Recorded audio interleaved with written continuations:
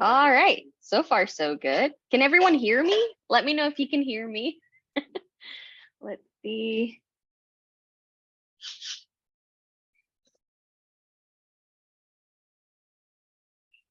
Hello, hello. All right, let me spotlight.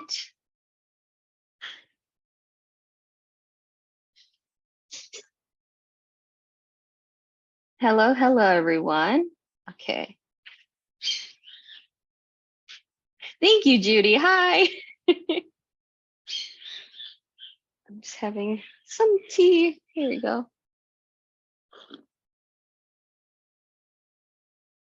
I'm currently at my mother's house. Here. Okay, so where is Canva? There we go.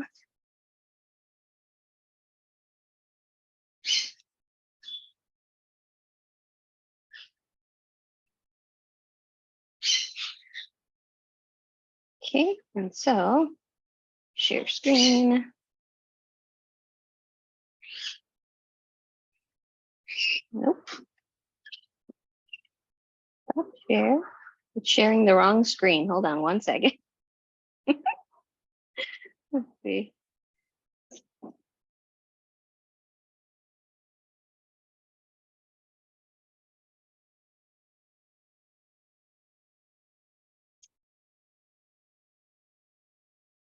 Why is it sharing? There we go.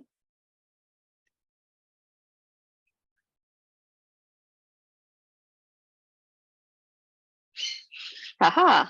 Okay, there we go.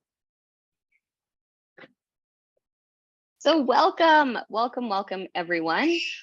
Good morning, good afternoon, good evening, depending where you're tuning in from. I am currently tuning in from Costa Rica, which is in Central America. So I'm hoping that my connection is all good. I had some issues with connection the first week that I was here. And then last Monday, I was in transit getting to the coast. So that was a very long drive and we had to take a ferry and everything, but it was really beautiful. And as you can see, we already got sunburned. So yeah, I'll be coming back to New York in 30-degree weather with my tan at the very least. But it's been fun so far. I did have a fall right before I left the trip. I was actually watering one of my agave plants in the kitchen that's on a macrame, and I totally went on the step stool without having somebody to spot me. So Brian was out of the room and I thought it's totally fine. I can do this. But I think I was really in a hurry and I got up to the top of the step stool. I took it down. I watered it. I went to put it back up. And I think once I tried to shift to kind of put the macrame up, I pushed the step stool and I fell down really hard. And yeah, that was not good. I really thought I was like severely injured. I had to go get x-rays. Thankfully, my ribs aren't broken, but they are bruised. So I have bruised ribs. So the it wasn't a fun first couple days of the trip. It's been getting progressively better. I also severely bruised my elbow. And so I can't put any weight on my elbow whatsoever. I can't it's bad. But it's my left. So at least it's not my dominant side, but so there are dangers when watering your plants in high places. If you're using step stools, anything like that, please, please, please make sure that you have someone else there with you if that's at all possible. Because yeah, especially if you're in a hurry, I just kind of was trying to do everything really fast and I really wasn't thinking about my foot placement on the stool. And it could have been a lot worse. I'm grateful that it wasn't. But yeah, that could have completely ruined our entire trip because I that's the whole reason we went to go to get x-rays and everything done, because if we were going to be on a plane, that could have been very dangerous. So, so yeah, that was my luck. But I'm okay. I'm okay. But please, please, please, if you do have plants in high places, yeah, take that as a cautionary tale. Be very, very mindful. All right, but let's get this kicked off. You know, a nice on a nicer note, right? So welcome to the Urban Garden Learning Series.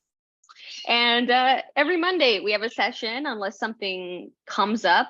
I think I've only had to skip 2 of these. I had one that I was super sick, and then last week because we were literally in transit. So it was a little over 6 hours in car. So there was going to be no way for me to do the class, unfortunately, since we were like in the mountains and there was no like continuous signal.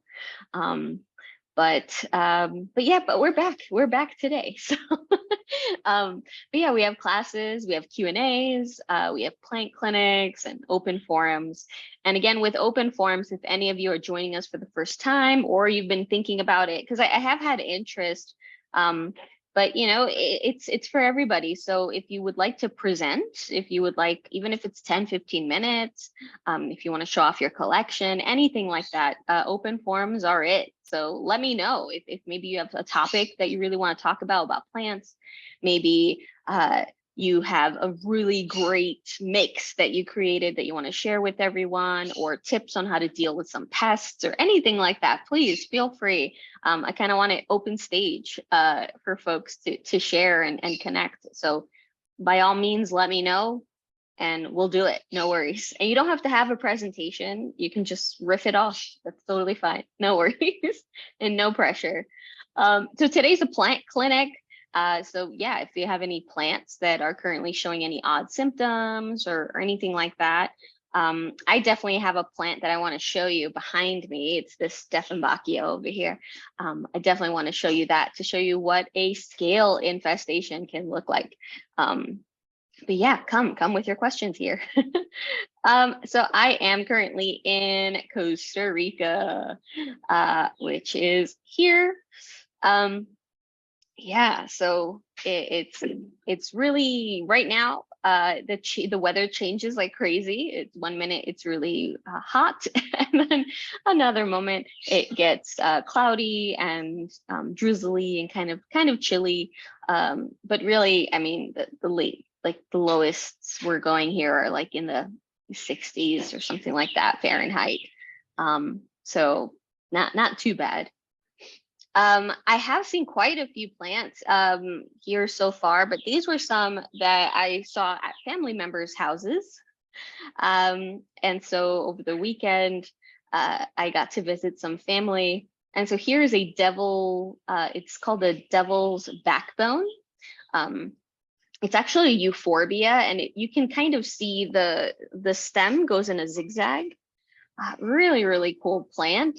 So it's euphorbia tithymeloides, something like that. If I'm not mistaken, I think it's tithy or tithymyloides. Really, really cool. I think it was previously under Plectranthus, if I'm not mistaken. But as far as I know, it's in euphorbia now. Maybe I'm inverting that. Maybe now it's in Plectranthus. But I think, yeah, I think I got that one right. But it is definitely a devil's backbone, but that is a common name. So really cool plant. My mom has one too in front of her house. But as you can see, this is the one at my aunt's, and it's going crazy. So they tied it to the front fence, to the front gate. So yeah, you can see that there. And then they had this really cool fern. And so it looks like it is plantacerum, which is like the staghorn, but it's not the bifurcatum that we're used to seeing in stores. This one's different. It has really, really long leaves. It was different than staghorn ferns that I've seen before. So I'm trying to figure out which one this might be. There was one that I think it might be, but I'm forgetting the specific epithet, which is the second part of the name. I think it was like a Winnikii or something like that. I think that's the closest I've found in pictures on Google as to what this one might be, because I haven't seen it before. But it's beautiful. It's absolutely beautiful. Then I saw this gorgeous Steffenbachia, which I fell in love with. Absolutely amazing. It looked, and the leaf was like huge. It was huge. It was gorgeous. So I had to take a close-up picture, and all the leaves were like this. It was absolutely beautiful. And then on the trees here, air plants are growing. So these are all Tillandsia. That's the genus. So they're all growing here. You see them on the phone wires, you see them in the trees, on people's gates, on fence posts, everywhere. They're absolutely everywhere. And a lot of them are currently flowering. So I did get these shots. And if you weren't aware, air plants, these are known as air plants, are in the bromeliad family. So they're related to other plants like pineapples. So they're super neat, and I love every time I come to a tropical climate, seeing all the air plants everywhere, because you even see them in Florida, and gosh, I've seen them in Louisiana too. So you can definitely see them in the States, but oh, they're so cool. They're so cool, and these were huge, absolutely huge. And I did want to show you. This is one of my favorite leaves. This is a papaya tree.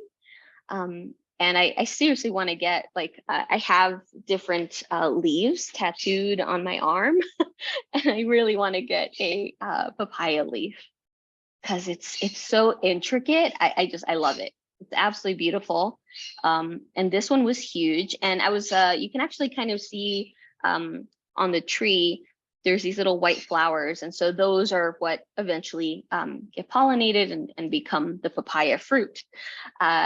But what was really interesting is that the caretaker was talking about how it keeps producing fruit and then dropping them before they're ripe, like when they're still green, so that they were struggling with that. So I had my cousin with us, and so we are a plant family. We are all plant obsessed, and so we were all kind of giving advice and like adding, there must be some type of nutrient deficiency because it's getting plenty of water, plenty of light, so there's just something missing in that equation, and so and he was really appreciative. It was really cool. So but yes, I needed to show you this leaf because they're so beautiful. And then also in my aunt's garden, you can see she has an overabundance of plants in there, but this is a really cool caladium. And then she has, as you can see, the Tradescantia behind her. She has peace lily in there. It's a jungle in her yard. I took a video, so I'll show you. But Brian and I, both of us, when we had come in 2019, we got such a kick out of her garden, and so we made a beeline for her garden when we dropped by. There was also like dragon fruit growing on trees just roundabout. Here they do sell dragon fruit pretty readily. So there's so many epiphytic cacti here. There's dragon fruits. You can see like the floriferous cacti. So plants like the orchid cactus and things like that, all growing on the trees. It's super, super cool. They're just everywhere. I've been having a lot of fun spotting these. Oh, here's a video. So this is one of my cousin's houses. Look at that. So she has an atrium. So this is inside her house. There's like an opening with skylight, and she has this giant fern. And here they call them elochos, I think. Oh, helechos. Helechos. There we go. I'm pronouncing it there. Helechos here. They call them helechos. And this thing was huge, absolutely ginormous. It was so cool. It was absolutely cool. And as I said, we have a family of plant obsessed people. So you can find plants in everybody's home. Oh, why did it go? It went backwards. Hold on one second. I don't know why the slides decided to do that. Nope, nope. I'm trying to make it fast forward. Where did it go? There we go. There we go. There we go. There we go. Ah, and this is a video in my aunt's backyard. So as you can see, there are so many. There's orchids. There, it stops that orchid right there. It's huge. She has Dieffenbachias, caladiums, syngoniums, anthuriums, philodendrons. There was some pothos in there. There's peperomias. There's even African violets, prayer plants. There's so many plants, a bunch of different types of ferns. It's nuts. It's absolutely nuts. So I was trying to, oh yeah, Photonia. So that's the nerve plant. Let me see. There's like peace lilies, types of croton as well. Like this one here is a croton. If the video decides to load. But there was, oh my gosh. Oh, and this ripsalis, and it had fruit on it. Yeah, absolutely amazing. She has she's like a cast iron plant in there. See, there it has fruit. The ripsalis has fruit on it, which I love because they just hang like that. Super, super neat. And yeah, ferns. Oh gosh, yeah, I think the connection. Sorry about that. The video's taking a little bit longer to load. But yeah, look at all the ferns. Yeah, the caladiums. Gosh, it's nuts. It's nuts. And so yeah, a lot of folks have spider plants here. Yeah, she has like aglaonemas. Oh, and look at that peperomia frost. Oh, it's absolutely beautiful. That's a watermelon peperomia there. She has snake plants, which are were Sansevieria. They're now Dracaena. She has like bromeliads and orchids. There's like different mints and things too. So they can just pick right from their garden. So yeah, so I wanted to take a quick video to show everyone, because I was like, oh my gosh, everyone will really like seeing the variety of plants that they have. And so it's super cool. Oh, and they have the fish tank. So I definitely wanted to share that with everyone. But yeah, I'll open it up for questions in a second. Next week we'll have an open forum. So if you do want to share anything, by all means, let me know. This is a free class. It's going to stay a free class. But if you ever want to drop a tip or anything like that, it's always welcome, but not necessary. It's always appreciated though. And I did start the Patreon. So that is available and live if you would like to subscribe and become a patron. Also, this is the Amazon wish list. So these are not affiliate links. It's just a list of things that I've bought that folks have recommended. So feel free to check that out. Yeah, so enjoy. There's a bunch of things that I've gotten on there. Not only like there's like humidifiers and light fixtures, there's pots, different types of soil amendments, different types of tools as well, like squirt bottles, all my favorite tools like that. Even plant heating pads. I have quite a few heating pads that are for like seedlings or propagations.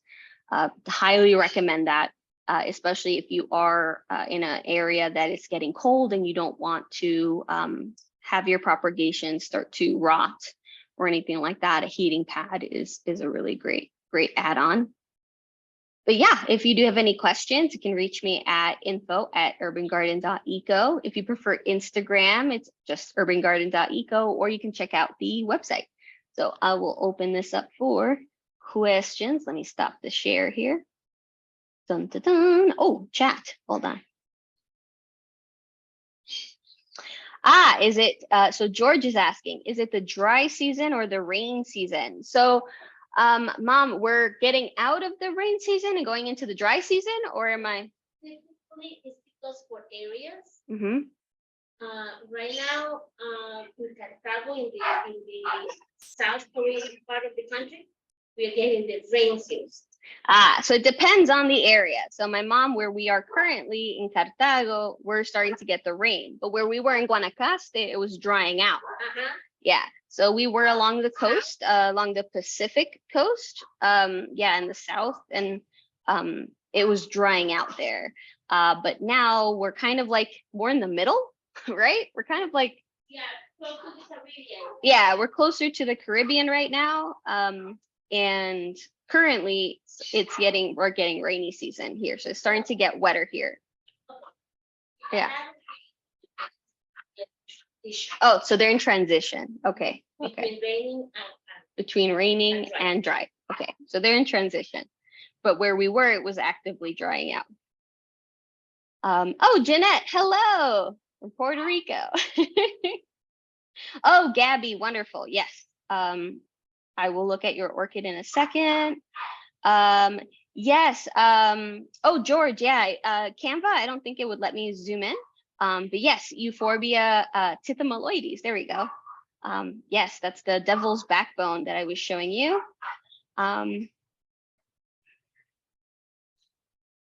Oh, and George says that there's a subspecies, the Smallii nanus is a dwarf variety. And it was my very first plant when I was little. Oh, that's awesome. Yeah, they're so cool. My mom has some here. They readily propagate, and she has to keep cutting it back because it starts to kind of get out of the gate. I will do a quick show of the plants in the front for you, and the garden. Hopefully the Wi-Fi will work. But yeah, they're great. Yes, George, yes, it is a female papaya. Yes, el hecho. Yeah.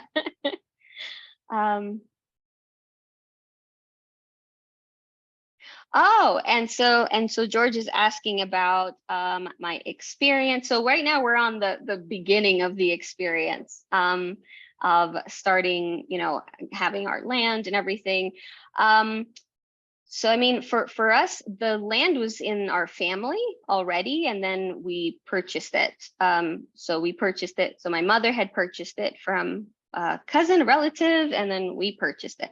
So, and then we're still paying it. So, and right now it's basically a lawn. There's really not anything going on. But we are going to be, so for me here in Costa Rica, you can do dual citizenship.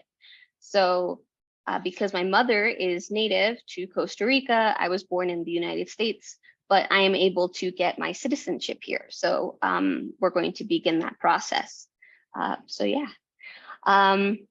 And then, but yeah, I will definitely share all of that. So right now there's, I think there are taxes that, I guess there's taxes, and no insurance. There's nothing yet, on the land.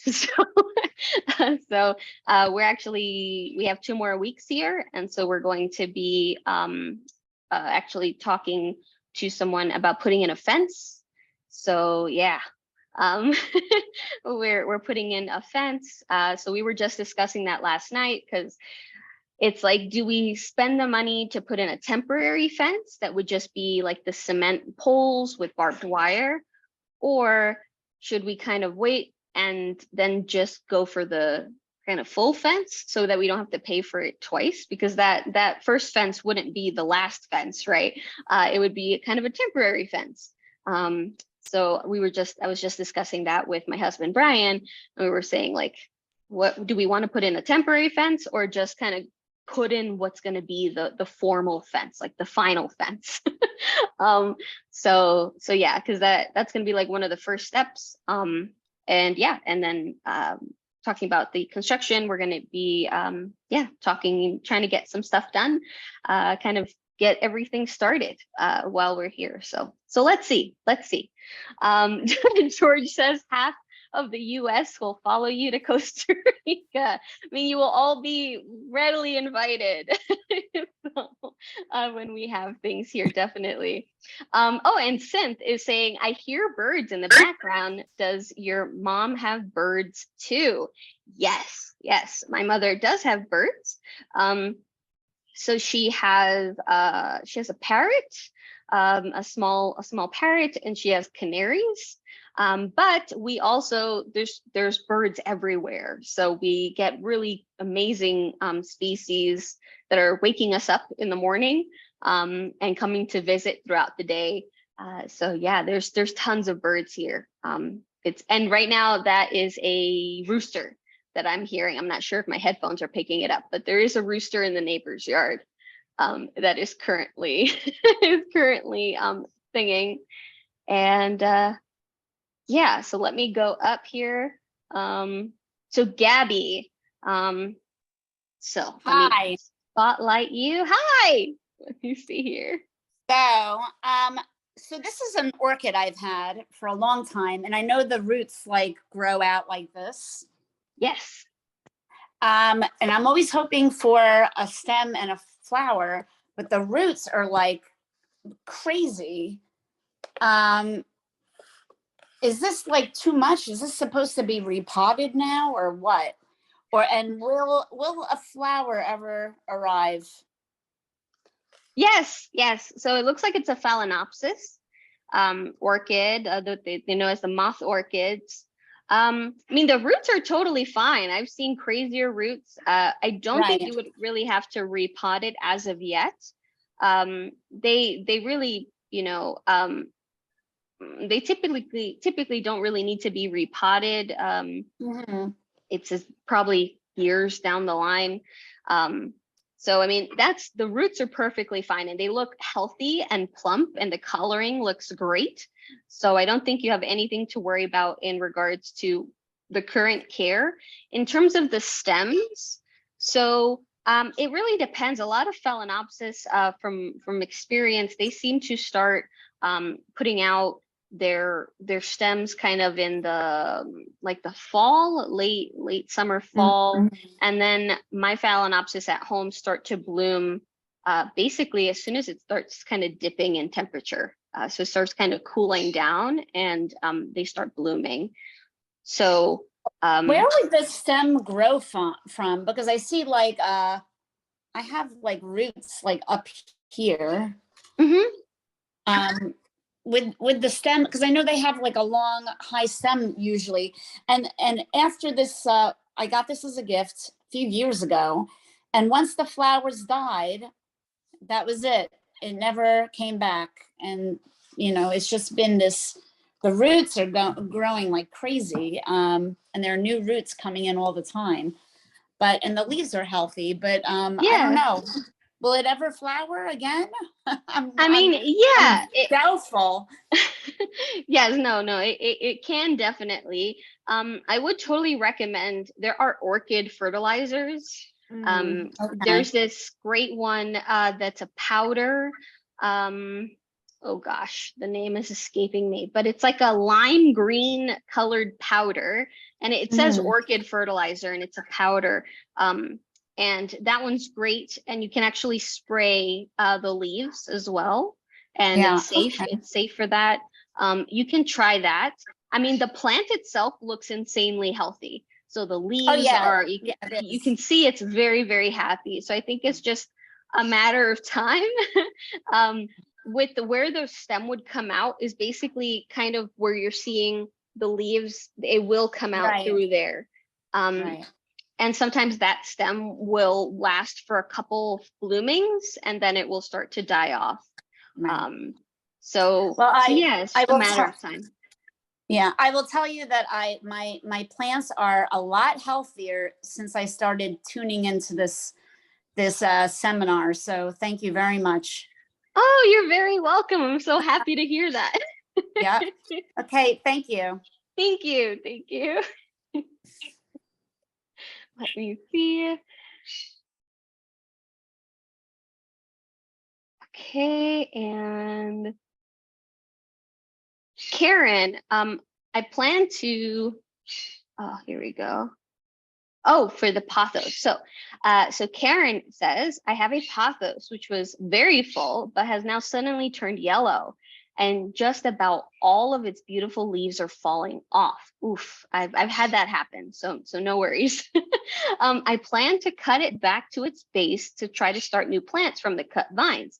Yes, absolutely, you can totally do that. So this can happen for various reasons. So sometimes the plant can be root bound. That's one thing. So if it's a very old pothos, it could be that the roots basically have circulated the pot. They are no longer getting adequate access to oxygen and moisture. So as you're watering them, they can't effectively actually take in the water, imbibe the water. So it basically kind of, it starts kind of dying. That's one. Also, another issue with older plants, it's not necessarily that they need to be repotted, but sometimes their actual mix is kind of exhausted of nutrients. And so it can no longer kind of benefit the plant how it used to. So kind of refreshing up that mix. And it doesn't mean completely repotting the plant. Sometimes it can just mean removing some of that substrate, adding in some new substrate, adding things like worm castings, horticultural charcoal. These are all beneficial to the plant and will add some nutrition without burning the roots. So that's the issue with fertilizers, is certain fertilizers can burn your plant. So be very mindful of those. I go with the gentle route. So I use worm castings, add a little bit of horticultural charcoal. We have fish tanks at home. We have 4 aquariums at home. So we use fish water to water our plants as well. So these are all gentle forms of fertilizing that you can do throughout the entire year. So you don't have to kind of stick to only the growing season, because it's so gentle, it's not harmful, but it kind of gives them at least the baseline of what they need in terms of nutrition. So I mean, yeah, because it could be root bound. It could be that the substrate just isn't cutting it. It's not giving it enough. Yeah, and then on. Let me see here. Another thing could be a potential pest. If all of a sudden all the leaves are turning yellow very quickly and you haven't changed its care at all, you haven't switched positions, you haven't moved it around the house, you haven't changed anything, and out of nowhere the leaves start dropping like that, it could be some type of pathogen, could be a bacteria, could be a fungus, could be a pest. So you could definitely try to see if you see anything odd, if the leaves are feeling sticky in any way. But that's more of trying to understand why it happened.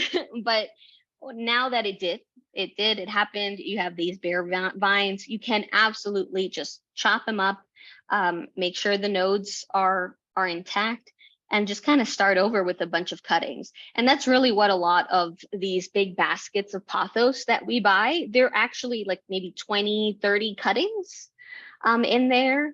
And so, yeah, so you can kind of start it, and it kind of reinvigorates, it kind of reactivates those nodes. They start to put out leaves again. You kind of start over that way. So yeah, you can absolutely do that. Oh, and Karen says, I will try adding fish water from from my tank. Oh, that's great. Yes, definitely do that. I highly recommend it. If some of you have plants and you don't have a fish tank, and it's something that interests you, if fish interests you, I highly recommend kind of combining the two hobbies, because you can have a fish tank, you can also have plants, aquarium plants as well. We have quite a few in our tank. We have them in one tank. We have actual live plants in there. Love it. I want to do it with my other tanks too. So, but you can combine that. And then when we do water changes, which you have to do pretty frequently, we get water to water our plants with. So it works out. It works out that way. Yes, and George, yes, exactly. And aquarium water from fresh water Yes, exactly, exactly. So we're talking about fresh water. Thank you. I definitely should make that distinction. So we're not talking about saltwater tanks. Do not use any salt water on your plants. We're talking freshwater aquariums. Definitely, definitely. Brian has koi, and I have 3 aquariums for my betas. I have 3. We have 3 beta fish. And so we have those 3 aquariums, and then Brian has the biggest aquarium is for his koi. And so yeah. I'll probably do it because I want to work on building out like the plants and stuff in their tanks. And so maybe I'll record that as I'm doing that. Let me go back to the questions. Holly, I have a weird plant that I can't figure out. All right. Hold on, let me add the spotlight. Oh, yes. So that is a Tradescantia zebrina, I want to say. Yes. Tradescantia zebrina. Yeah, they do great in water. You can keep them in water. Yeah. Yeah, I had tried to put this in dirt, and then the whole thing started dying. So I just took all the little pieces of branches and stuff, and I gave a bunch of them to the neighbors, because this in water, it's doing, really, really a lot of growth. But I saw them. Isn't this outside in front of your mother's house? Yes. Something like this. Yeah, Yes. but isn't that in dirt? Yes. It's so Yes. I don't understand why it can't grow in dirt. Yes. Yeah. Yes, she has a bunch. My aunts have them, my cousins have them. Here they call them cucaracha. Because, because it's that's its common name here is cucaracha. So yeah, they have it here. In terms of the soil, so it really depends on the soil. So they like moisture in the soil, but they want it to be well draining. And so especially if you start the cuttings in water, they get those water roots. So those are very, very delicate. They're not meant to soak up water in the soil. So when you first kind of transplant them into soil, it can take a bit for them to, because they have to put out actual like the official roots that they're going to need for the soil. And these old little water roots start to dry up. And during that process, a lot of the plant might start kind of to die off. And then the parts that can successfully root will start to kind of take off. So it's kind of hard once you start them in water to then to transfer them without having some loss. But here, I think my mom just, like when she cuts them, she just puts them directly into the dirt. So they root directly in the dirt instead of doing it in water first. I mean, I can ask real quick, Mom, with cucaracha. And so I have a student who has them in water, and then every time she puts them into dirt, they don't. It's like you have dirt, but not like inside, just like the surface. Should really all wet all the time. Okay, so my mom says that for her, what works is if you are transferring them into dirt, not burying them really deep, just putting the roots in. So it's a very superficial kind of placement, and then keeping that soil extremely wet until they are established. So hopefully that. Oh, okay. So I'll try it. Kind of like lay them on top of the dirt until. Yeah, because they just, the stems in the water just get all mushy, and, just doesn't, I don't see any roots. All I see is mush at the bottom. I don't really see a root. I don't know if it's getting a root, but it's still growing. That's the weird thing, is that I look down there to try to find some roots so I can replant it, but it's just all mush. And it's pretty. And every time I look on Etsy, this plant is everywhere. And I say, what they're trying to do, this plant is so fickle. I don't know why anybody would want to buy it. It's Yeah, not it's it's not really friendly to me. I don't know.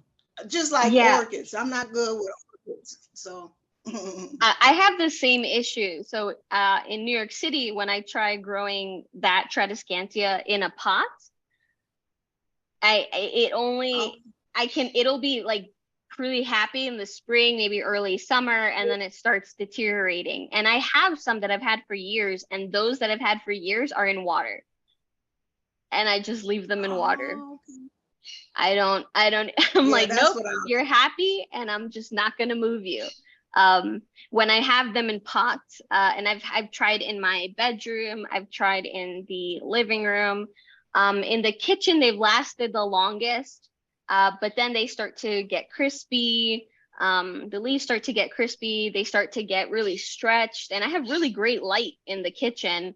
But they just don't seem, I don't think yeah, they're very fickle with me as Okay. well when they're in soil.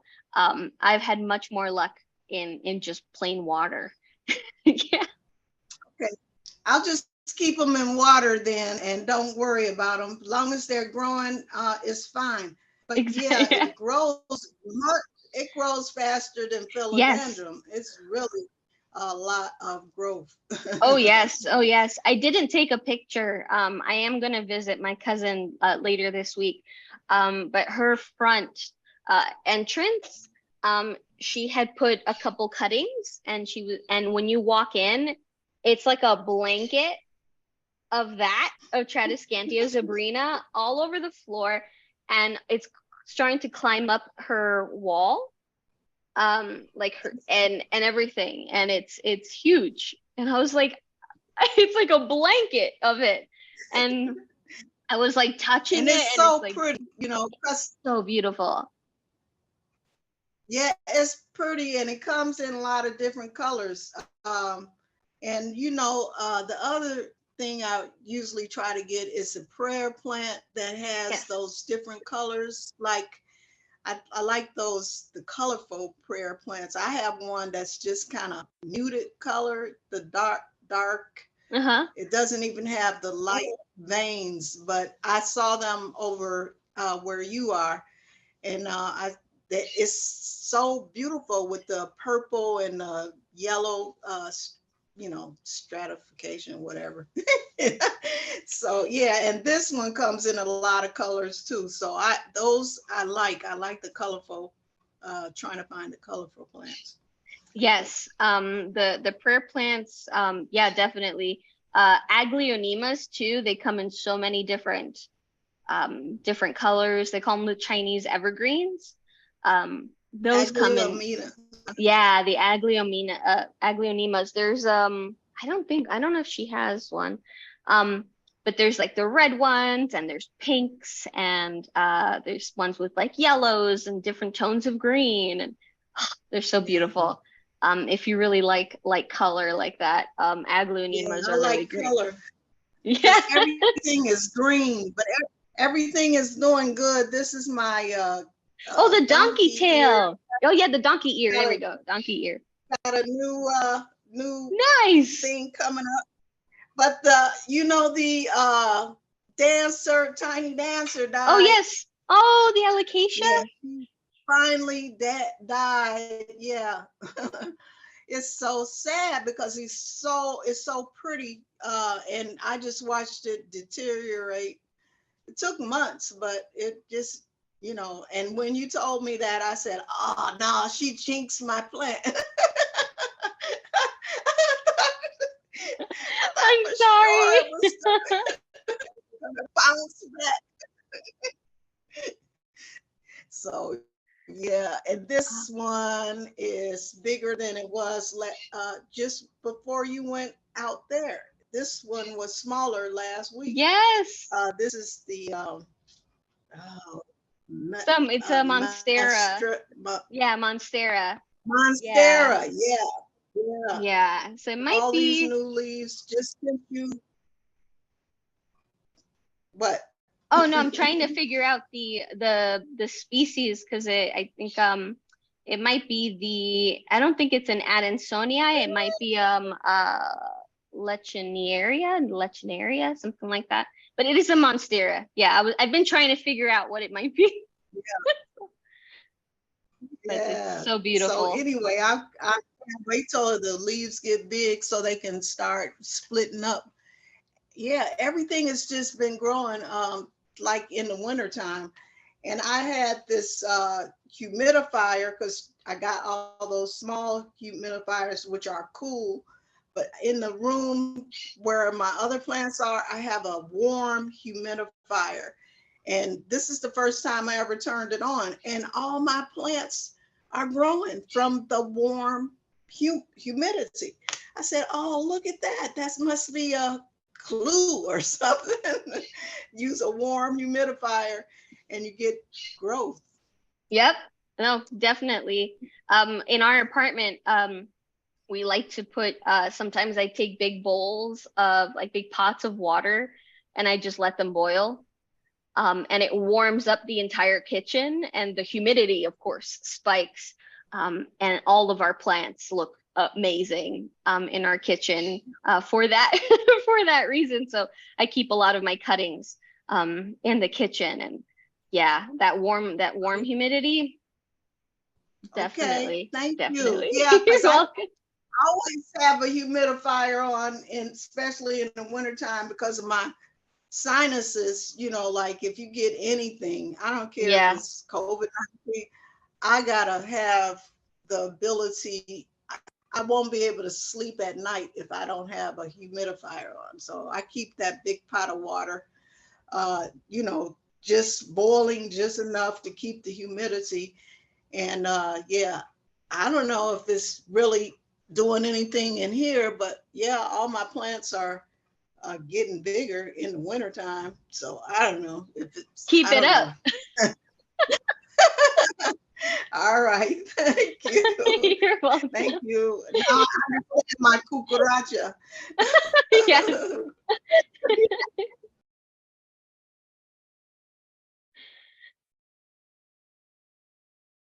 Oh yes, definitely. I've been trying to learn all the names of some of like the common plants that I recognize. Yeah, to learn the names here. Um, Let me see here. Oh, and George it says you can do double fencing. If budget allows and the law permits, just build a temporary fence out, and eventually the permanent fence will be inside the temp fence. Ooh. But I heard Costa Rica is so safe and it looks very healthy and happy, and how shiny the foliage is. Um, yeah, it is relatively pretty safe.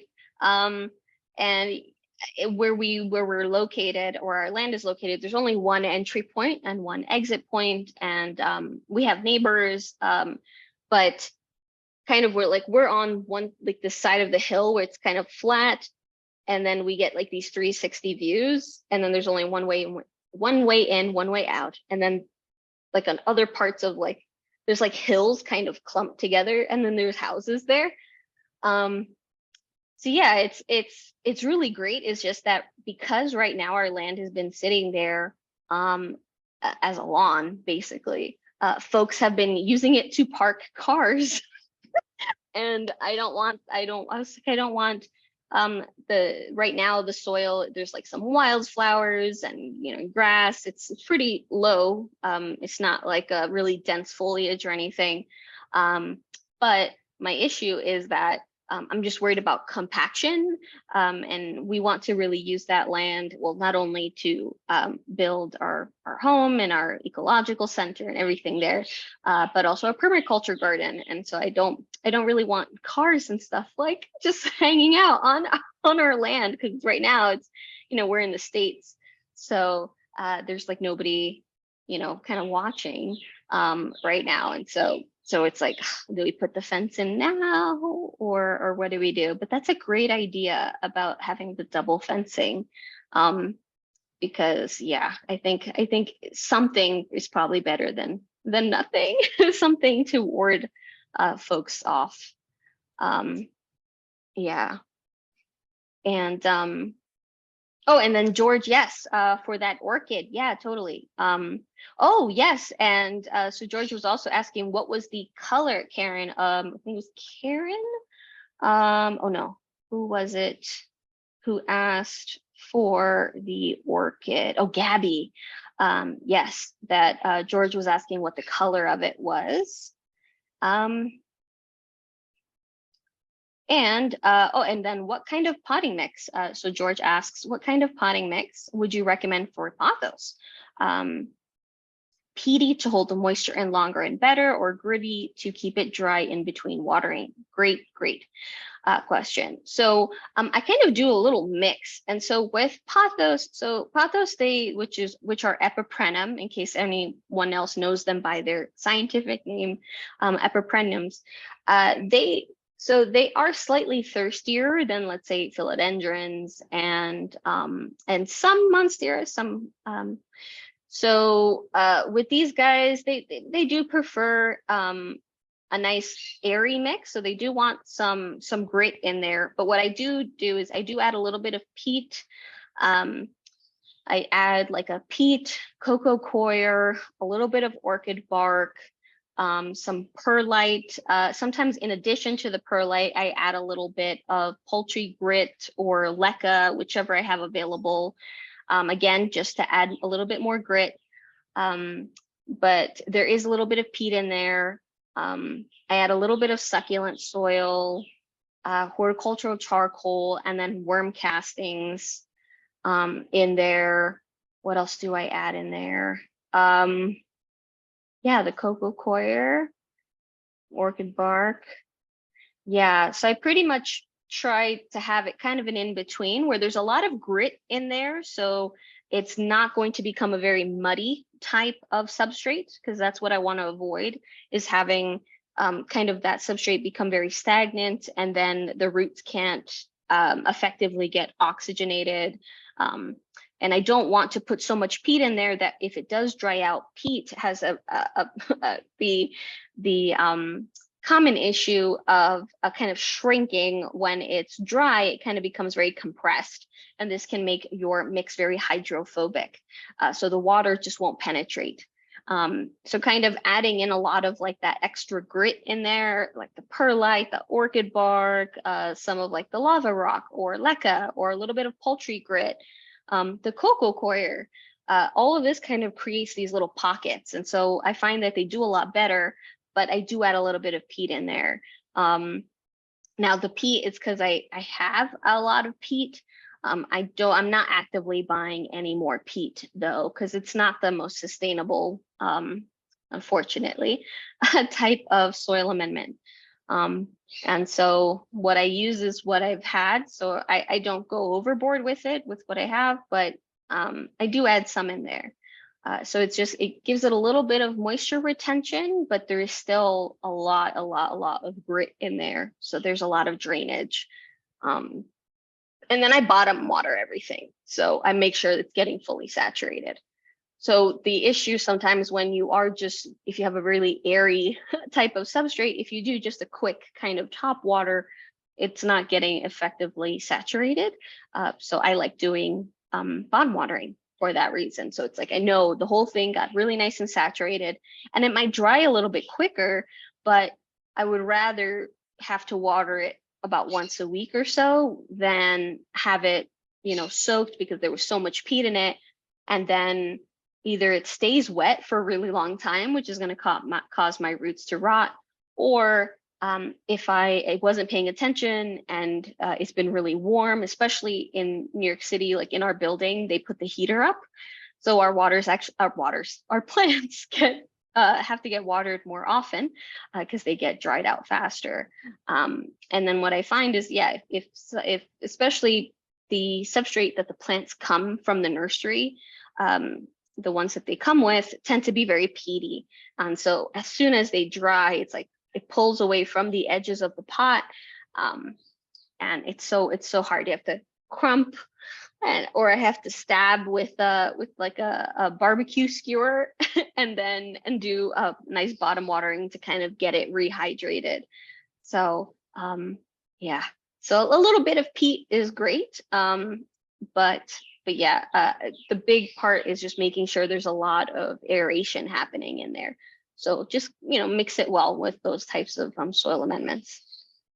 And Synth is asking, how do you fertilize the plants in water and what do you use? Fish water. So that's how I fertilize my plants. I did purchase Super Thrive, and it's like a drop per gallon or something like that.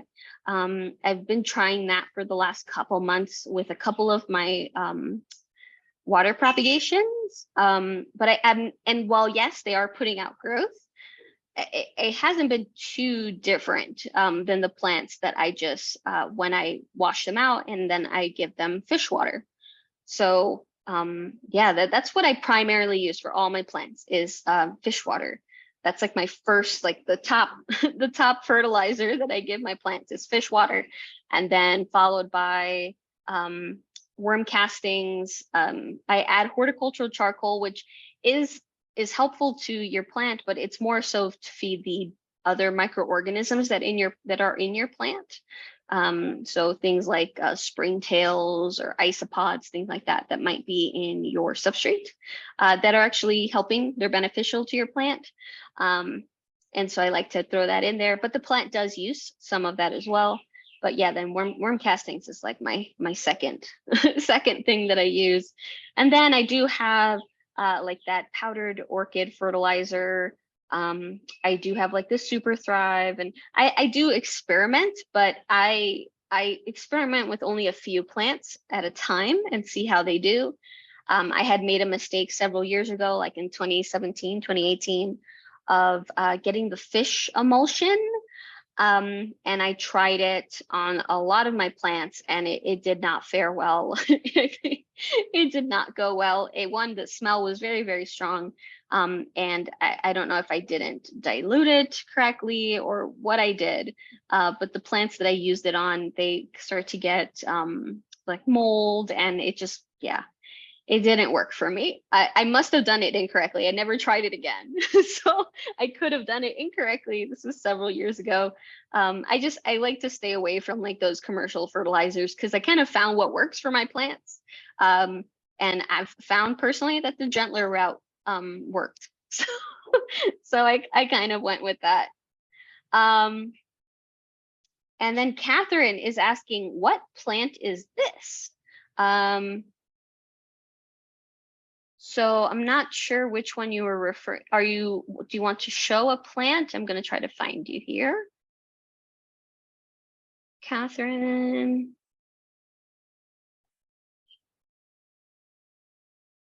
Let me know if you want to show the plant. Then I'm happy to identify it. And Cheryl is asking, please have her show the plant again, the first one. I think we're talking about the orchid, and that was the Phalaenopsis. And George is asking, Holly, where are you based out of? Because you have a t-shirt on.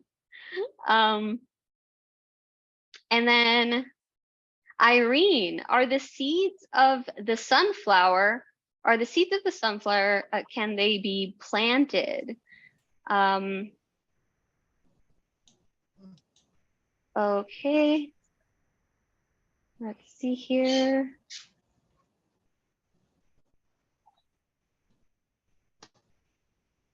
Okay, so yes, I mean sunflower seeds, if they are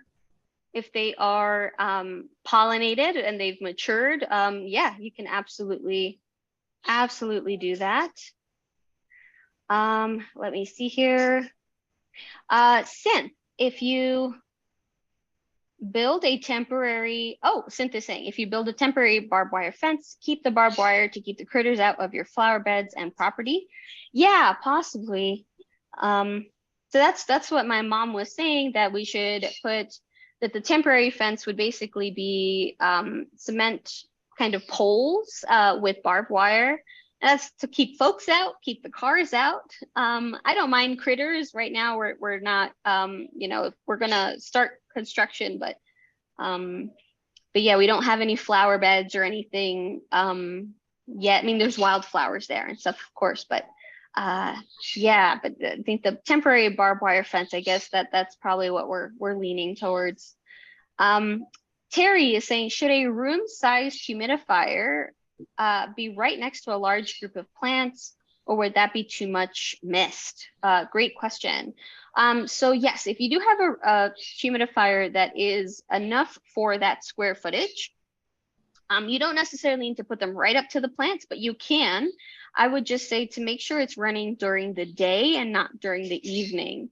So with the humidifiers, plants, what they do at night is they do release excess moisture.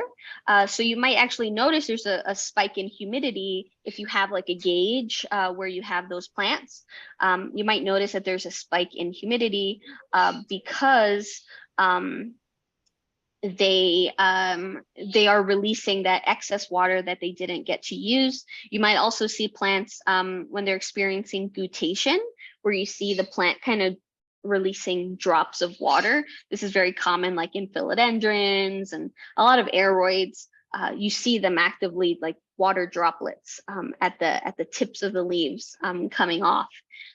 So during the day is much better than the night, because then it might be too much. That's when it would be too much, and especially if it's dark and it's much cooler, having that full blown kind of mist hitting them that can kind of instigate like rot, like fungal growth and things like that. So definitely during the day, but it should be fine if you think that. It also depends on the type of species.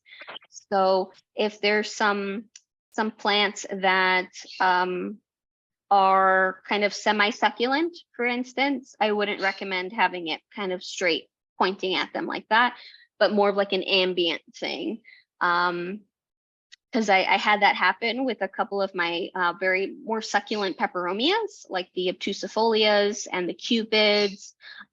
They appreciate humidity, definitely, but not being sprayed right at them. And I learned that the hard way.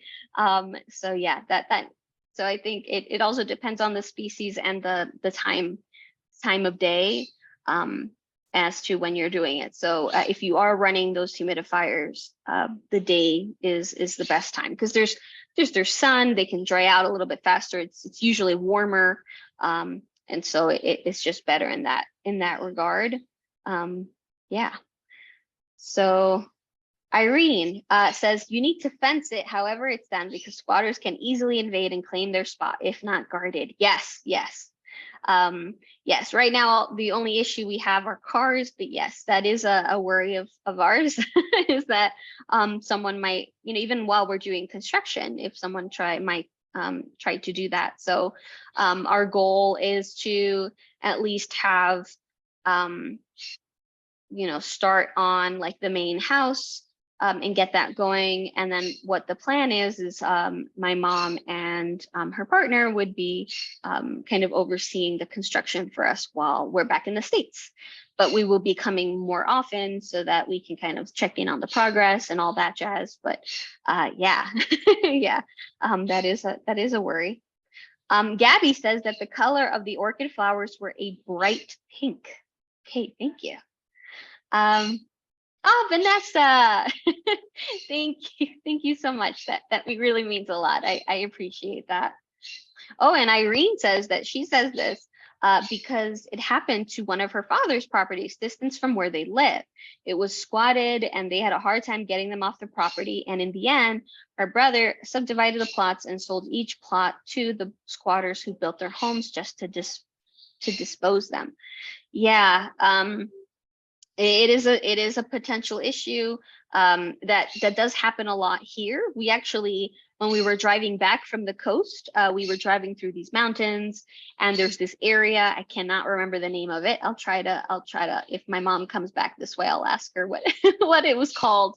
But there was an area where there's a bunch of houses built out of tin, and it turned out, but here there's I mean, it's jungle. There's of course mountains and valleys and the cities, but there are a lot of roads that have to cut through mountains. And here, a lot of those roads, there's nothing. So there's no fence or anything like to protect you if you fall over. And so there was this area that we were driving up. We were driving kind of up the mountain to kind of go down the other side. And the road was super narrow. And my mom had explained that this was actually a wider road. And what folks did is because they wanted a place to live, of course, so they had built homes literally on the edge of the mountain, like right on the edge. And they were not allowed to do that. But now there's basically like an entire like little town built like that along the sides, and so it really thinned out the road. But yeah, and so that the government has been trying to kind of figure out a way, because this isn't safe. Like if there's like a landslide or something, like there's no protection, there's nothing. It's literally a cliff. You just look down, there's nothing there. It's absolutely terrifying. So when we were driving and when we were coming back, there was a drizzle and the fog. Oh my gosh. I was like, oh my gosh, this is absolutely terrifying, because you're just kind of driving and there's some like really crazy turns. And Brian was actually making a joke, and he's like, oh, imagine doing this on a motorcycle. And just then a motorcycle came around the corner. And I was like, how are they doing this? This is absolutely terrifying. But yeah, people totally, yeah. So it does happen. So yeah, we know it can happen, and that's why we're trying to figure this out, especially while we're here.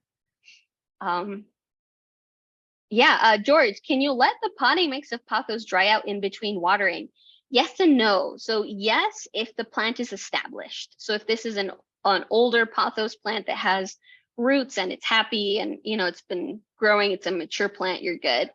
If it's a brand new bowl of cuttings, right, a pot of cuttings that you just kind of put in, you can let it start to dry out and then give it a good water. So you don't want to absolutely let it completely dry out, because during that time they haven't fully established, and those little roots that they are getting can dry out super fast.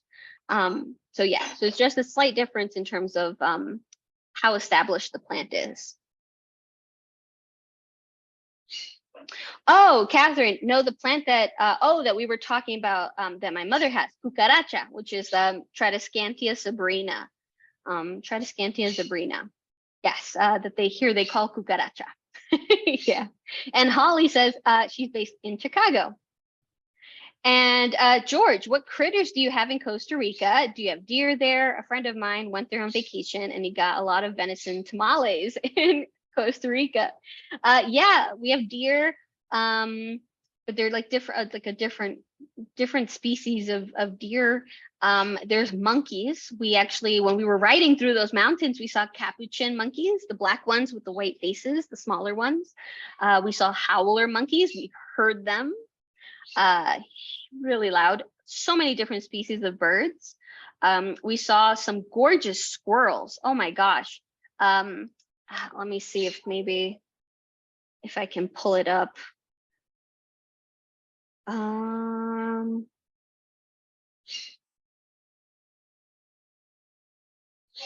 don't know if you can see here. Let me see if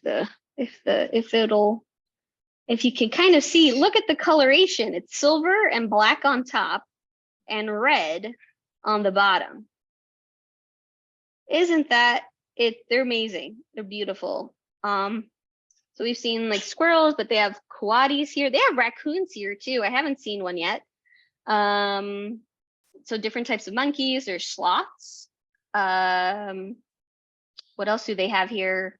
Well, there's this really great like rehabilitation center / zoo that we've gone to previously, and they even have like a jaguar, and they have but yeah, I mean it's the jungle. They have, yeah, there's so many different types of critters here. Oh, we've been seeing geckos everywhere. geckos, so many different types of insects. I've been having fun grabbing a bunch of different like big beetles and stuff like that. Frogs.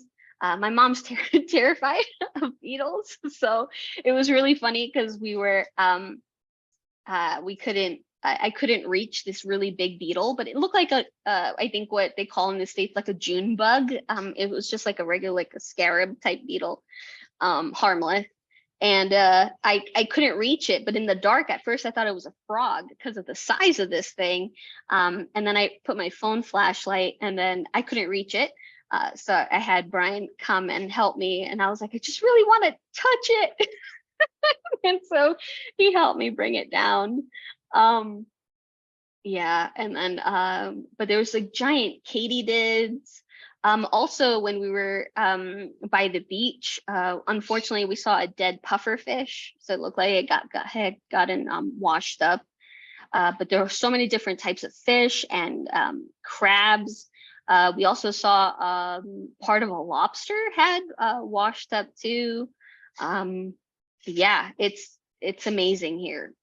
We're hoping before we leave to go see some dolphins, and also see if we can go to one of the sloth centers and stuff, to kind of learn more about the conservation project they're doing here. So hopefully we'll have time to do that. Yeah. Yes, and Holly says, I turn on my humidifiers first thing in the morning, like 6 a.m. Great. Oh yes, hopefully I'm pronouncing that. Is it Cyrene? Serene? Yes, Yes, yes. it is. It is Cyrene. Oh, Cyrene, perfect. Thank you. Thank you Yes, so of much, course. Jocelyn. Absolutely love your sessions. Oh, good. Thanks. So I have a couple of plants to show you. Okay. One of them I'm going to put on the camera. Yeah, here you are. Let me see. This one, can you see it? Okay. Yes, let me add spotlight. Here we go. Oh, your video disappeared. I'm trying to put it on. Oh. Yeah. Okay. So this is the plant. Can you see it? Yes. So I think that is getting these leaves like this. And I just cut this off when I went to water it. It wasn't there last week. And this week it seems to be dying out. Oh. Yeah. So that does look like a Dracaena. Yes. Yeah, and if it's getting its tips black like that, or like big parts are dying off like that, there's a couple things. They're very sensitive to humidity fluctuations. So if you have it by a window that's being opened, or it might be drafty, if you have it by a door that's getting opened and closed.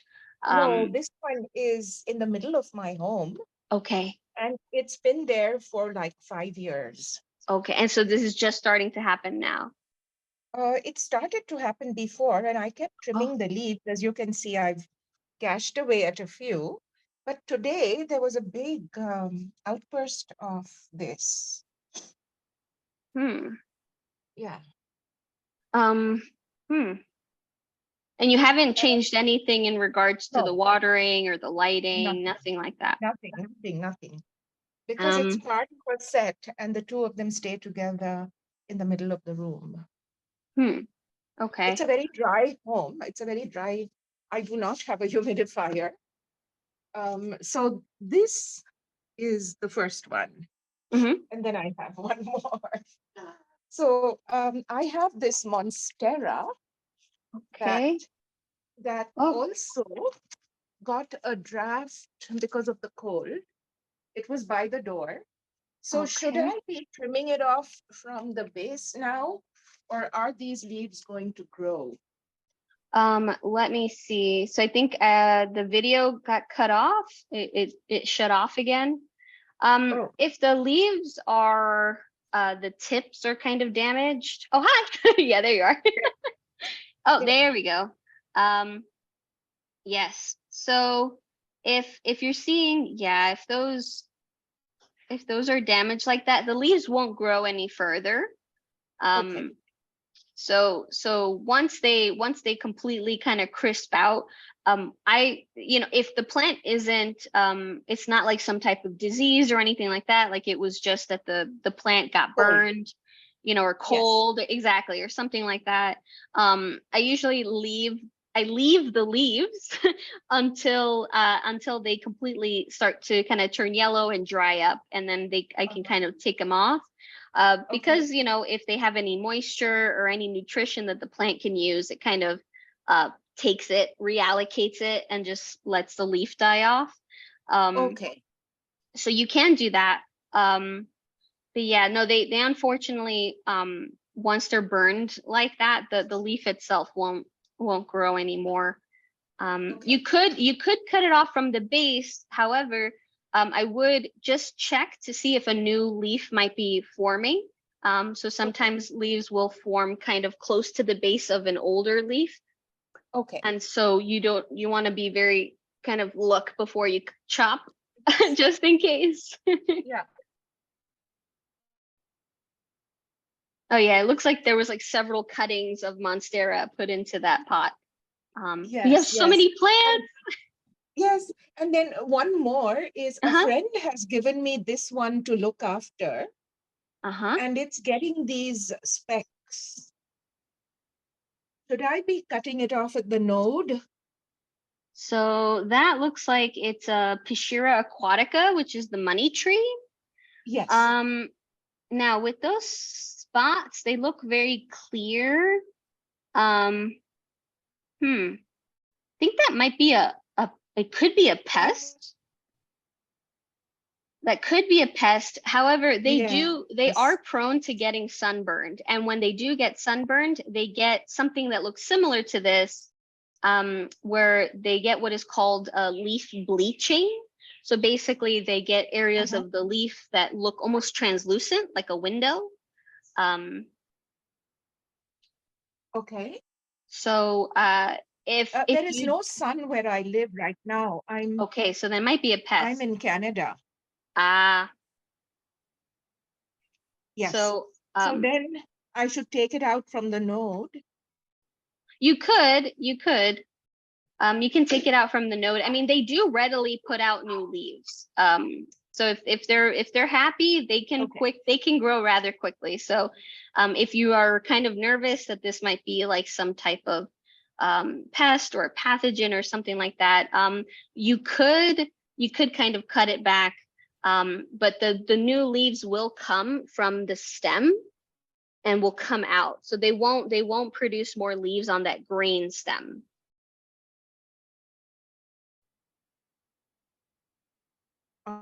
Okay. Tip here Hold on, the or video. here? So the video isn't moving on my end. It might be my connection. Hold on. Oh, there we go. You're back. So, so I would say, I mean, you could. Cut here or here?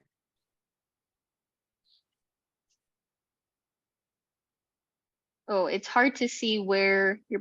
Here we go. Yeah. You could cut it back to where those leaves are connecting. Okay. You could Here? do that. Yeah, Okay. you could do that. You could do that because the other leaves might, still be fine to still photosynthesize.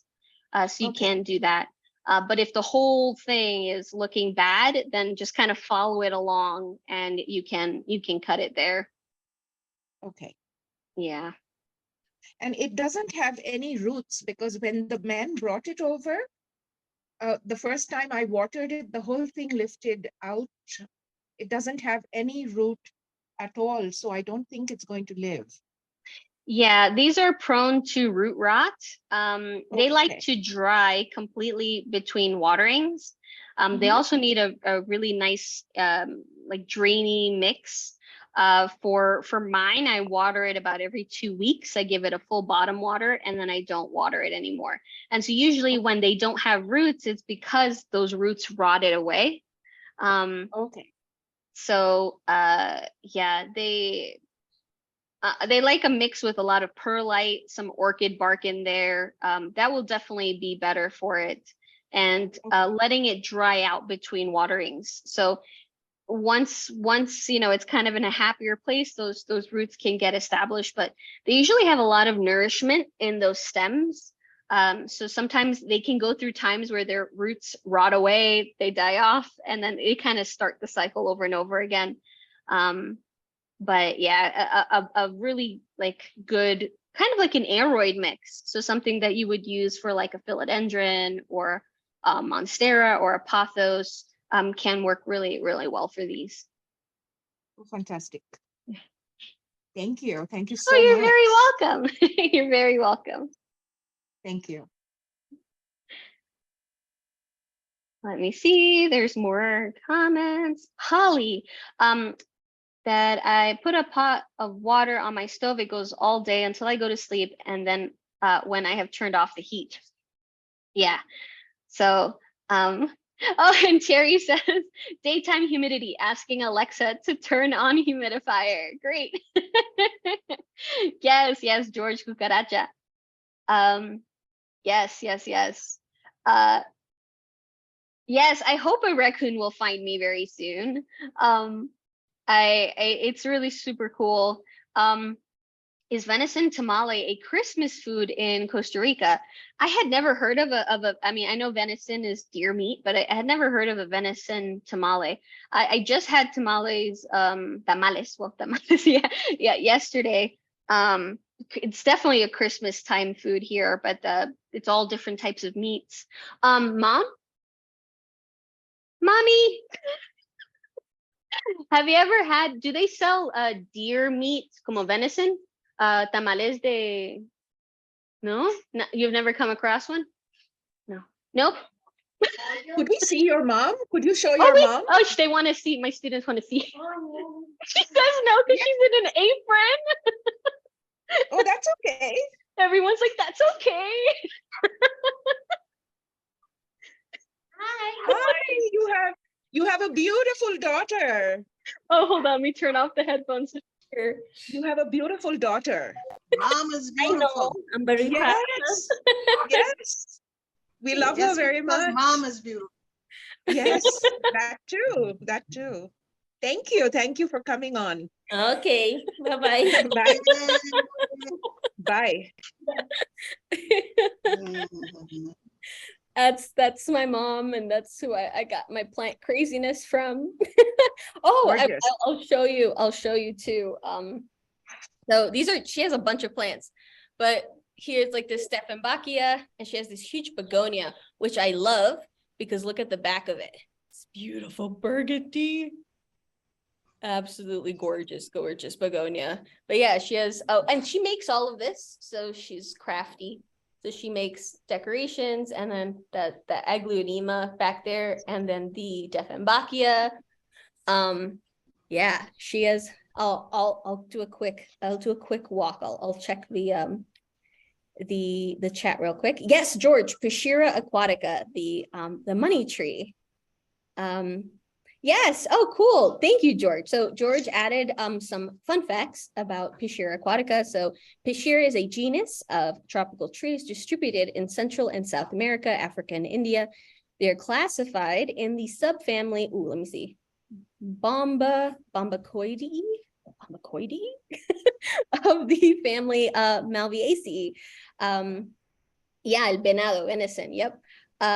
Yes, so Malvaceae is like the like mallow plants. So in there you can find like marshmallows, like and what else? Hibiscus. Hibiscus is in that. I think cacao is in that family too. Thanks everyone. You guys are so sweet. Let me take you real quick. Oh, this is what I was going to tell you about. So she has this Stephanbachia that I noticed has some scale, and so I'm going to be treating it, and I'm going to make a video out of it. So I'm going to take some pictures and stuff. But unfortunately, this guy, you can see, so it's pretty full of scale. So do you see that scale right there? So these are all those little brown spots. Those are all scale. And so what they do is they basically kind of latch on and kind of like a little crab, I meant turtle. They kind of create like a little shell and then they stick there. And what they do is they latch on to like the veins along the veins of the plant. And so they're actively just sucking out plant juice, really. And they really love new leaves because these new leaves are nice and thin and supple, and they're able to much more easily kind of latch on and enjoy that. So I'm going to be treating this plant. Hey, wait, don't leave. Let me show you this one plant. Oh, yeah, of course. Let me add a quick spotlight. But yeah, so I'm going to be treating that and I'll record it so that I have that. That looks like some type of orchid cactus. It's a cactus, I'm sure. I don't know. It's like, I showed it to you before. But you know, it had some little thing growing on the side and I picked it off. Was it like going to be a flower or something? It like could have been, yeah. Growing out.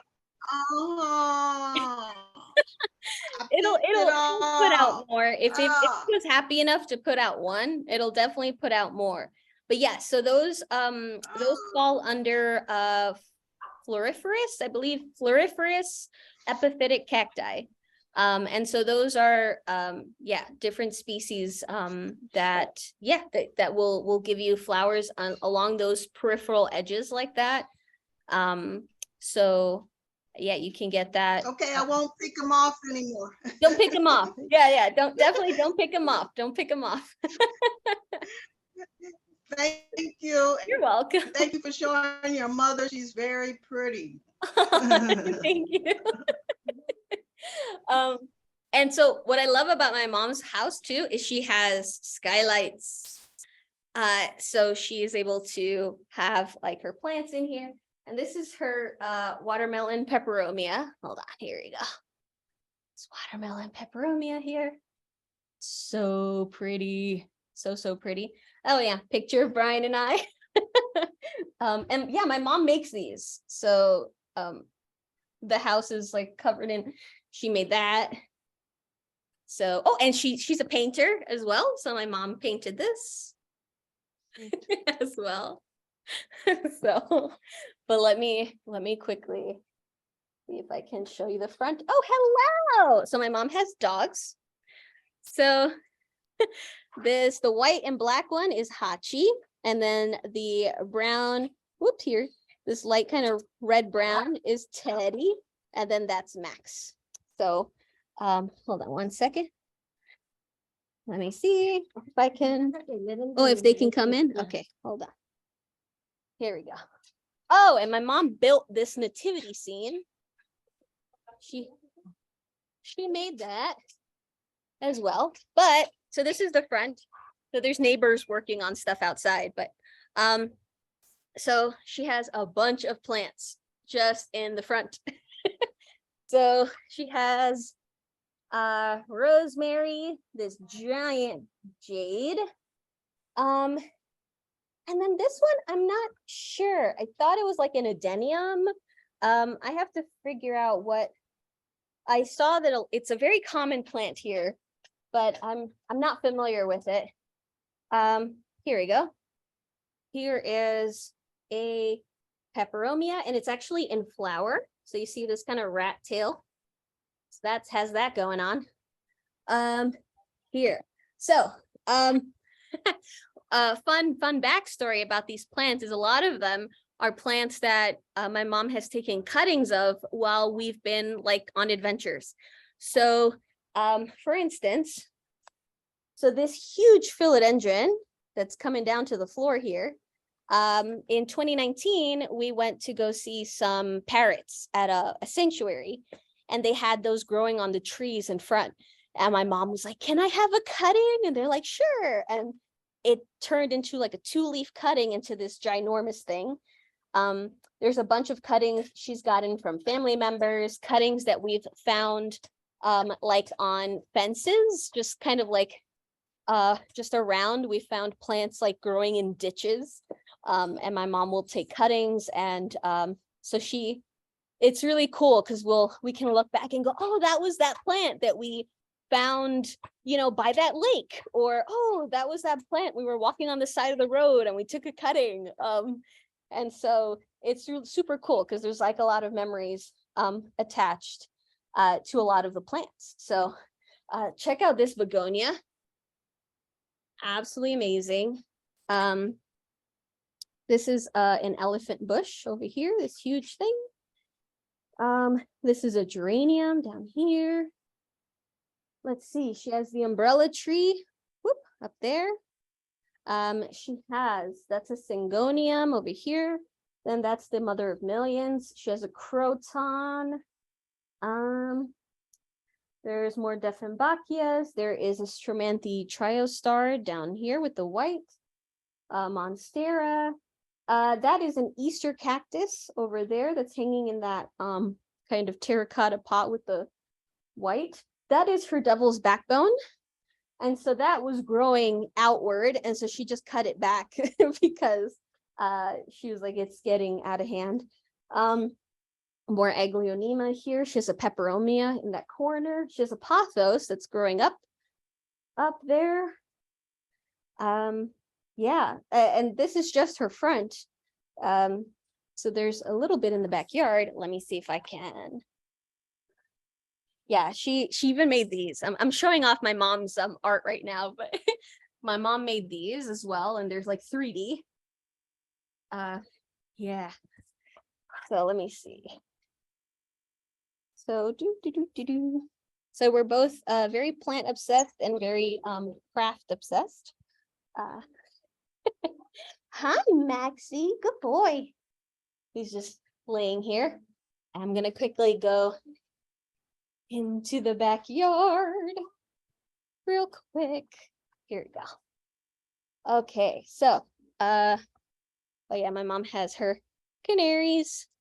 So they just put this in. So before there was a bunch of pots, and so yeah, they put in this whole kind of garden edge with a bunch of different plants. There's a lot of orchids. There's some orchids. Some of them are getting a little sunburned, but they're coming back. There's Portulacaria, so there's a lot of like purslane, more geraniums, more like spiderwort family. This is more caladium. This is another caladium here. Spider plant. There's some type of kalanchoe. Also in the spiderwort kind of Trinascantia family. There's like mint.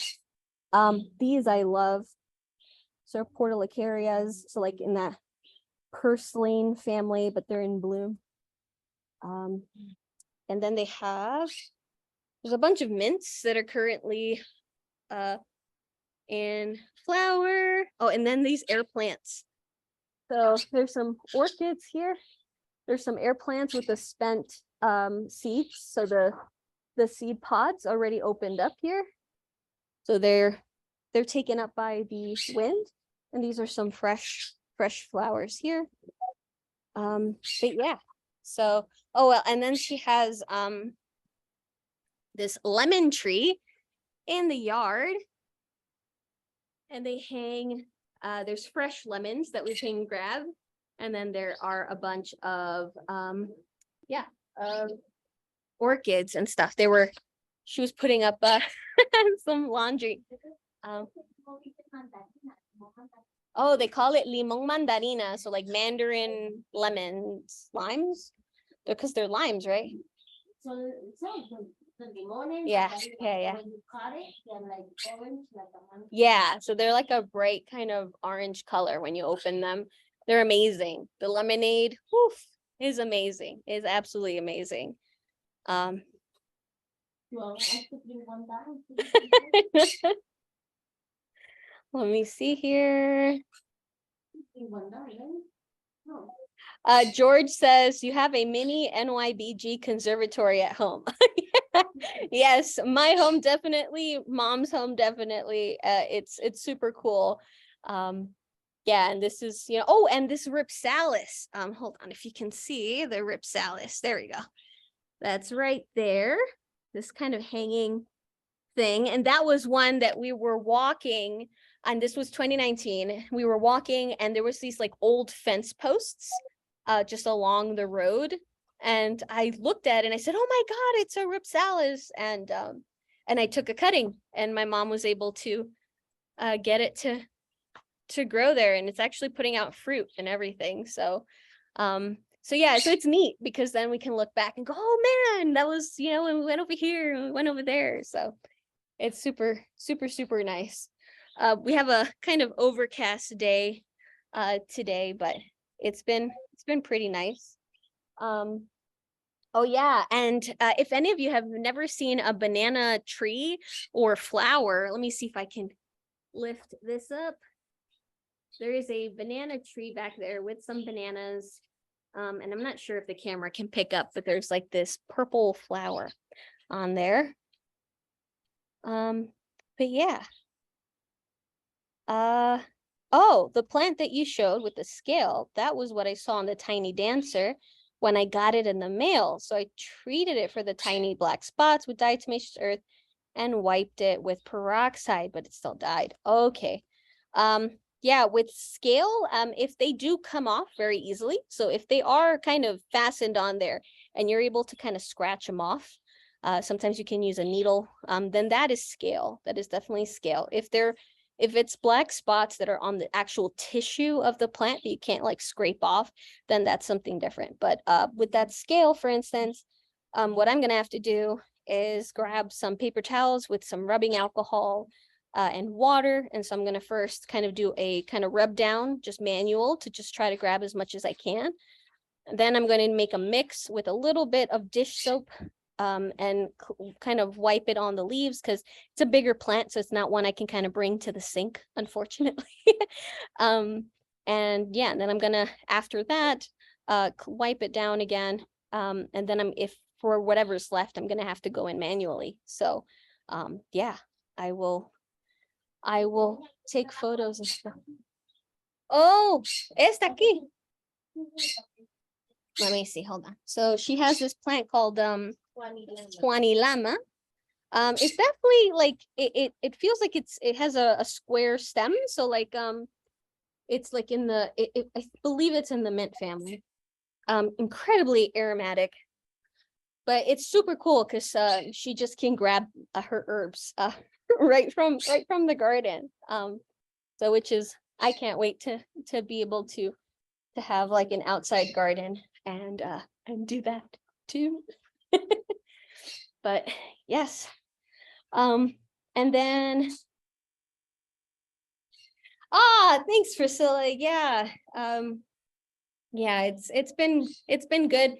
And you know, me having come injured with having my bruised ribs, like this has been a nice place to recover, definitely. So it's yeah, definitely really great change of energy. Oh, that's so cool. So George says that the banana tree is an ornamental tree in the traditional Chinese garden. You will see them in the Chinese garden in of the Huntington in SoCal. Oh, that is super, super cool. Oh, yes. Thank you, Holly. Yes, absolutely. It will indeed be much, much better for our health, for both my husband and I, when we do make the move. So yeah, you know, so for now, we're going to be coming here. What Brian wants to do is come for about like 3 months at a time. So, because this time we're going to be here almost just a few days shy of a month. And then, yeah, and then have us come here kind of every year for a couple months at a time. And then eventually we'll make the move. Las Posadas. I haven't, I was watching, they've been doing a bunch of stuff here. They've been doing Festival of Lights. They've been doing like with the nativity stuff. My mom made her nativity scene. But yeah, I'm kind of going along and seeing what's happening and what's what's going on here, and kind of joining in as I go. We only really had a plan for that first week that we were here, you know, going along the coast, and that was planned out. We had like more of an itinerary, but for the rest of the time, it's more like working on stuff with the land and just kind of visiting family. So yeah, I'll see. I do want to partake in some of the traditional things that they're doing here. We are going to be here for Christmas. It's going to be my first Christmas out of the United States. Also my first New Year's out of the United States. So yeah, we're going to be here. And my mom's birthday is the day after Christmas. So it's really great that we're going to all be together. But yeah.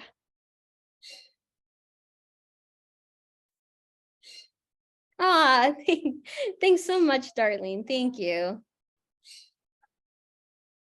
She should. I do. I've been telling my mom that she should start doing like an art class, like a Zoom. Oh, what she used to do, the nativity. Yeah, so she used styrofoam, if you can believe it. So that's all styrofoam. And so she just carved it out, and she used kind of like a heat gun, and she was able to make it look pitted, like to make it look like real rock. And then she had like several layers of paint to make it like shadowy, to really give it that look of stone, which was really neat. So yeah. What will we do with our pets, fish, and plants when we finally move to Costa Rica? Great question. Yes. So well, the plan is I will bring as many as I can. So in terms of pets. So there are some pets that I wouldn't be able to bring.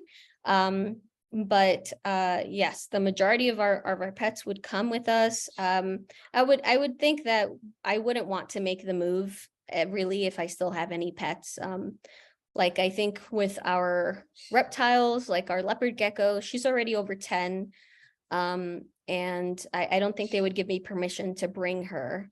I don't think they would give me permission to bring Indigo, which is our dove, but he's also over 10. He's like 11 now. So they're kind of also older now. They're senior pets, and so I don't think I have the heart to like leave them. So I would wait until our senior pets pass on and live out their lifetimes before I officially move here. Now, a lot of our plants or fish might still be alive. So with our fish, I don't think we can bring them. I don't think we're allowed to bring them. If we can, I would love to, but I don't think we're allowed to bring fish. Yeah, then we would make sure, of course, that they have good homes with our family members. And with the plants, yeah, I can't bring the plants. So, gosh, I haven't even really wanted to think about it, but yeah, I would probably see if, any gardens, because I do have a lot of collector species, if any of the botanical gardens, like the Queens Botanical or the New York Botanical Garden in Queens, if they would accept any donations that have been, quarantined and checked and all and are good to go. I probably end up having to sell a lot of my collection. So, but I feel like it's many years off. I don't think we're gonna do the final move over here for quite a few years. I think we're for the next couple years is just gonna be kind of coming for months at a time. So, yeah. I don't really want to think about that. But I know it will come eventually. It will come eventually. And then we'll plan it out then. But I mean, I have my sister-in-law back in the States that is obsessed with plants. So I know I would give her first dibs.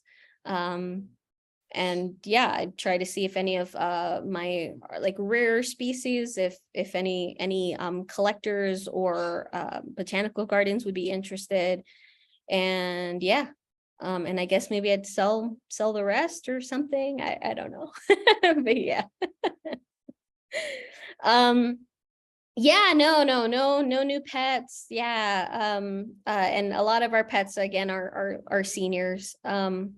So no new pets. And with the plants, I don't know if I can stop acquiring plants, but again, it's still years off. So yeah. So with the plants, I might still get might still get more plants, of course, but yeah.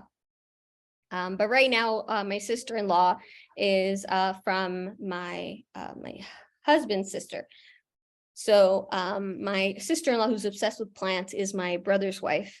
But Brian's younger sister is currently house sitting. So she's plant sitting and pet sitting currently. So we're very grateful for that, of course. Yeah.